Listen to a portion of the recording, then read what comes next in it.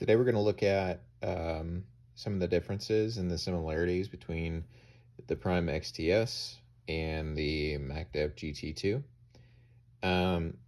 This Prime XTS, I've owned a couple of them. I didn't have one right now, and Seth Newport, who's probably one of the coolest dudes in paintball, just sent me this to help you guys out. So super thankful for him, and shout out to him for his generosity. And so anyways, let's take a look first at kind of the similarities of these two markers specifically. And we'll start out with really kind of the most obvious. The on-off, it's the exact same thing. And it was actually the same design from the XTS that was brought over to the GT2. There's not much difference, if any difference here, in how that was situated and set up. Grips are the same, you can see, on both sides.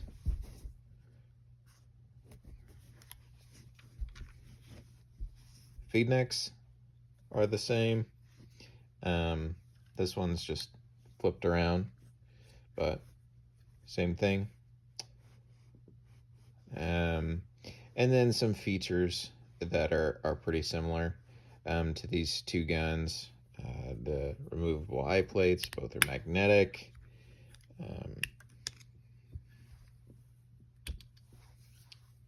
You can see that the eye designs are similar, that the detents are the same. And honestly, that's about where the similarities end. The Prime XTS is an unbalanced spool. The MacDev GT2 is a balanced spool, and there's another video that we kind of examined both bolt systems at length. We'll break them apart really quick in this video, but you'll be able to see a little bit better difference there. The front grips are different. So you see that this one has kind of a rubber sheath around it. This one comes stock as like a full aluminum mill. Both are very comfortable. It really is a preference thing. I did order the rubber grip for this just to kind of see the difference. And it's easy to disassemble. It's just comes through here, pops off.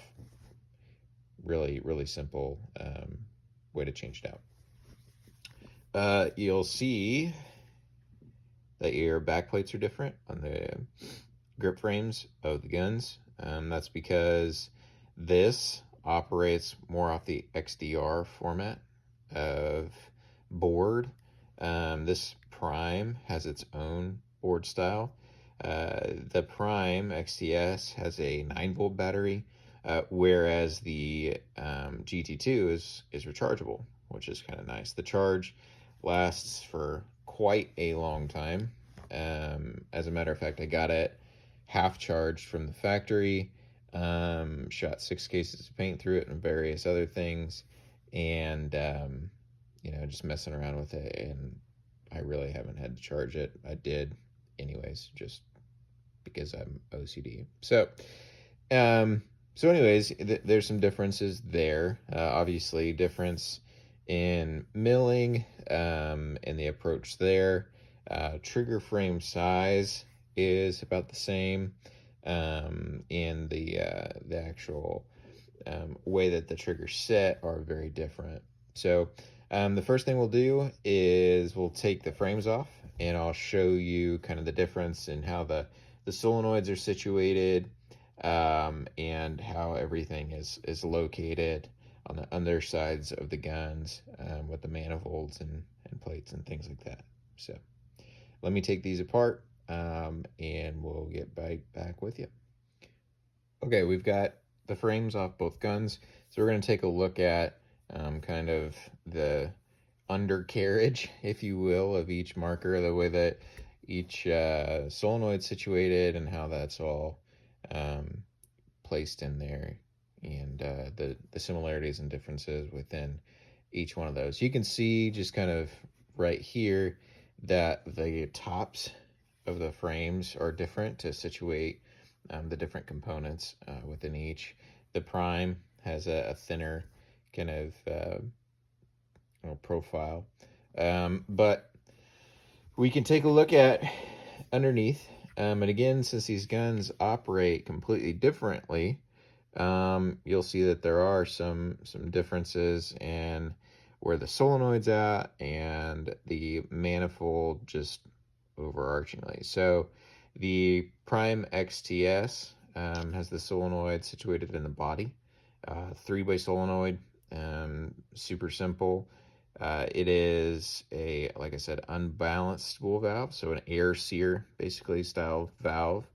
You can see that the manifold plates are different. The air inlet's in a similar place, but if you take this board off, which I'm not going to, you can just see that there's some difference there. Like I said, the manifold plates are different. The eye wiring is the same stuff, but there are different upper boards for each one of these. You can see that this is the XDR version, and then this is specifically the Prime XTS. So again, pretty simple the way that these are set up. You can see there's plenty of room to route your wires and do everything you need to do in both of these models. But the solenoid main difference is that the solenoid's on the body in this gun, and we'll see here in a second the solenoid is in the frame in the GT2. So there's a big difference here. The trigger adjustment, or the trigger kind of housing, is located right in the top of the frame of the Prime XTS, whereas the solenoid is at the top of the GT2. And the thing about that is it's really similar to the XDR. The solenoid on the XDR was in a similar spot. In my opinion, a little bit easier to access the trigger, but that makes for some complications when you're going to switch out the trigger. But it's not undoable or, scary by any means. Just really easy to access this trigger, easy to replace the trigger, and get to that location. To get to the trigger, or to switch the trigger out in the GT2, you actually have to remove the solenoid, which is those two screws, and remove the board out. Now, before you flip out, just know that if you do it gently and slowly, it maybe will take you about 5 extra minutes to get that all disassembled. What's really nice about this solenoid, and really all MacDev solenoids, is that the pieces are individually available. So if there's any issues with, the manifold, or you have issues with any of the electronics of the solenoid or anything like that, you can buy those pieces separately if you need to, or get those pieces teched out separately if you need to. But that's one of the handy things about some of MacDev's solenoid products. So big difference there in the frames and how the frames are situated, and weight wise, it's negligible. There's not a whole lot of difference between these two, just in the hand. I mean, I don't have a scale handy, but you get the idea. So we've done this before. We've looked at the bolt systems different, before, but we'll pop these out just real quick so you can get an idea. Again, unbalanced spool, balanced spool. This just uses solenoid air to hold the bolt back. The volume air is what pushes the bolt forward and fires it. This uses solenoid air for the front pulse of the bolt and the rear pulse of the bolt. So like a matrix or some of these other things that are very similar in that. Volumes are a little bit different, at least, to my naked eye. I don't have the exact volume calculations for each shot, for each gun, but you do see that there's some similarities in at least some of the cuts and designs and things like that here. One thing I will say is that this bolt does not move as freely in my hands, at least, as this bolt. And this is actually not even really broken in. So I'd be surprised if this doesn't handle paint better. I have to think that it will, even with some of the kind of mods and upgrades that are available for this particular system. The biggest thing that people were doing wrong with this engine was they were not maintaining it. If you maintain this engine, if after every day of play, you could shoot 2 to 7 cases, whatever. After every day of play, if you take this apart and you lube it up and you clean it off and yeah, you relube it, you will have no issues.